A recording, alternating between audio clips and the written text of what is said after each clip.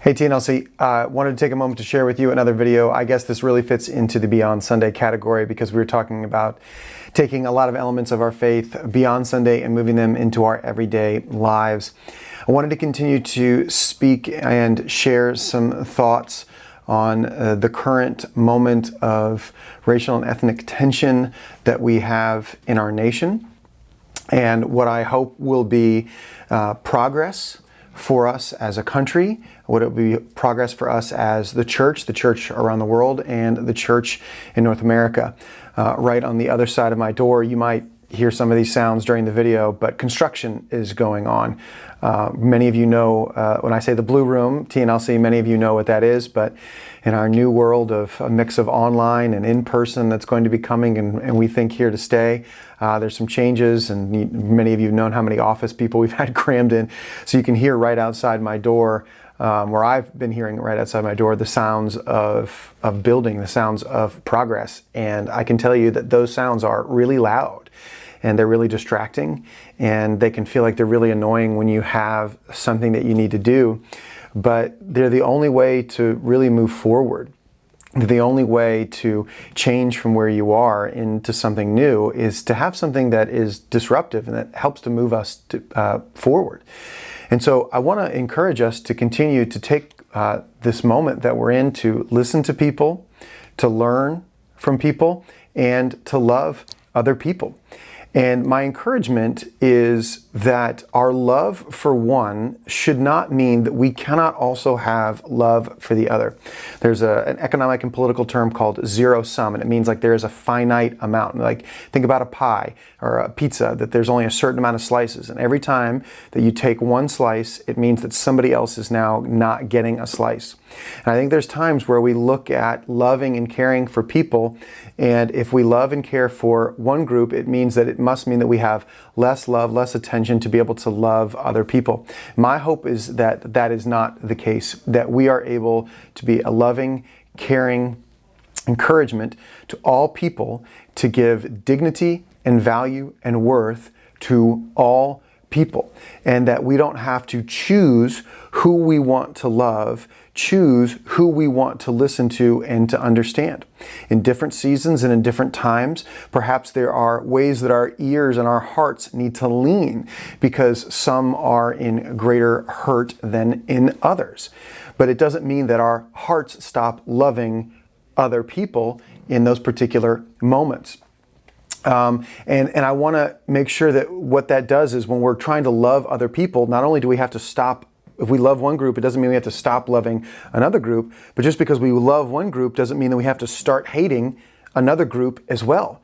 I don't know how anything that we are in as a country is going to be solved by taking hate, taking fear, taking mistrust of any particular group of people and then moving it and placing it onto a different group of people. I don't know how that brings us healing. I don't know how that brings us love. I don't know how that brings us understanding if we are simply taking hate from one group or another, or exchanging like, oh, I love this group now I'm going to put hate over here, or maybe there was fear there, now I'm going to move my fear over into another place or onto another group of, I was thinking about it in this way, like, who am I supposed to hate this week? Who am I supposed to not like? Who am I supposed to cancel? Who am I supposed to, press down against? Who am I supposed to be angry with? Who am I supposed to be bitter with? Who am I supposed to distrust this week? It feels like we're going around from piece to piece, and right now we have a moment where there's a lot of people listening to African Americans in ways that they never have before, and that's a very good thing. But then you also have the feeling of many of our first responders and law enforcement officers who 2 to 3 weeks ago were the heroes of COVID-19 now feel like they are pariahs within our society. Now, that doesn't, again, we have to be able to think and discern clearly in these moments, and just because I can speak to officers does not mean that I'm always endorsing a particular system. I try to always say what I actually mean. Like, I was even worried putting on like this shirt, like I was going to wear, almost all of my shirts are black because it's slimming. And I was like, I'm not trying to code switch. I'm not trying to virtue signal or any of those things in that way. And I don't have to. This is one of the messages I preached in 2015 after the Charleston church shooting. I don't have to choose whether or not I want to love the police officers that I know of and I want to support, or to choose to love people of color. I feel like these are false dichotomies that we are pressing ourselves into and creating division and creating enemies. And I think it's important for us to treat people as people while also recognizing that we are people within a system, and we can speak about the system and the people inside of the system in different ways. And that falls for law enforcement and politicians, that falls for pastors, anybody who's in authority or any kind of organizational system. There's a difference between speaking about the system and the people inside of the system, and we have to be able to discern through those things.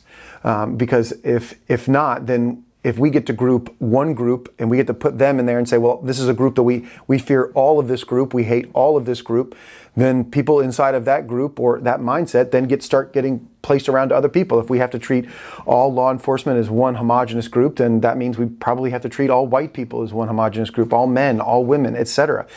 And the people are just too complex for that. They're too individual for that. So I'm not trying to say that we shouldn't speak and evaluate systems and organizational systems and authority and of every measure. We should evaluate those things. But let's also be careful that we don't do that in such a way that creates hate and division.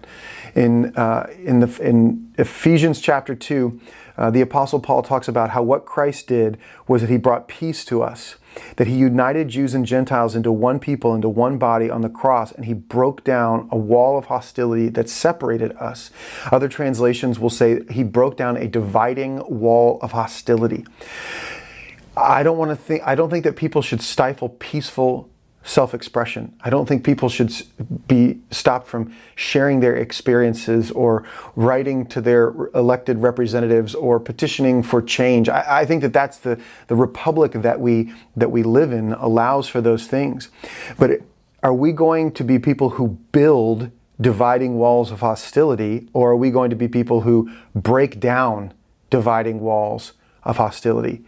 Are we going to listen? Are we going to love? Are we going to learn? Or are we going to just choose who we get to be angry at, who we want to yell at, who we want to call evil in one particular week, or who we want to distrust in one particular week? And all that does is it moves around the anger, it moves around the hate, but where does it ultimately go?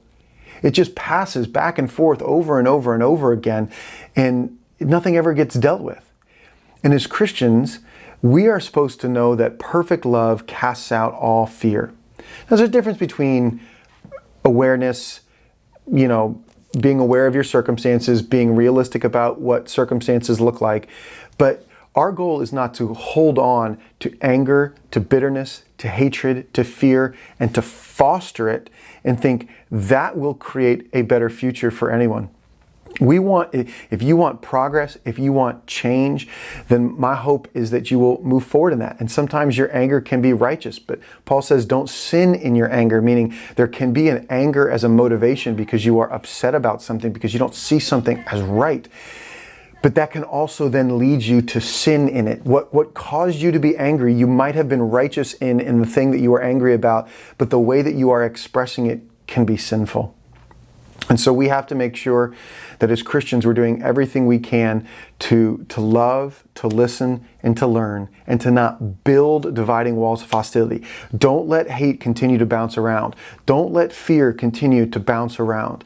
Let Christ deal with your heart so that if God's calling you to go and deal with things at an organizational, at a political, at an elected, level, and to continue to speak and move in those particular ways, then you're doing so out of a righteous anger, out of a holy indignation, and not out of bitterness and division and sin.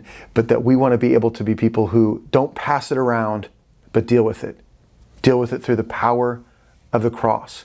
So let's be people who listen, who love, and who learn. I've said those three things over and over again, but I've said them in the same order. We want to be people who learn, who listen, and who love. Not people who are, especially when you're coming from a perspective of the people who have been in authority, and have been in positions of advantage for centuries. This is not a time to be cocksure and absolute in your statements.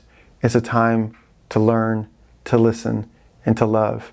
And our response, if we're horrified by something, if we're crushed by something, if we're hurt by something, by some of the stories and the experiences that you hear about, might be anger, but let that be righteous anger. Don't let it be sinful anger. Don't let it be violence. Don't let it be hate. Don't let it be destruction. Don't let it be the building of a dividing wall of hostility. But instead, tear down that wall of hostility. Tear down that wall so that you can understand and love and care for, the law enforcement officers who are trying to do everything they can to serve the community, or the African Americans who are trying to do everything they can to protect and to be treated in a way that they feel like is equal to those around them. So I don't feel like I'm complete and an expert in any of these things. Again, my hope is to share with you what I'm learning and the experiences that I'm going through so that we can try to be able to grow together to become the multicolored, multifaceted wisdom of God displayed through the church to all the heavenly realms. That's one of the greatest passages in Ephesians, that God chose the church to display his multicolored, multifaceted wisdom to all the heavenlies. Let's be the kind of big C church and little c church that does that. Love you guys.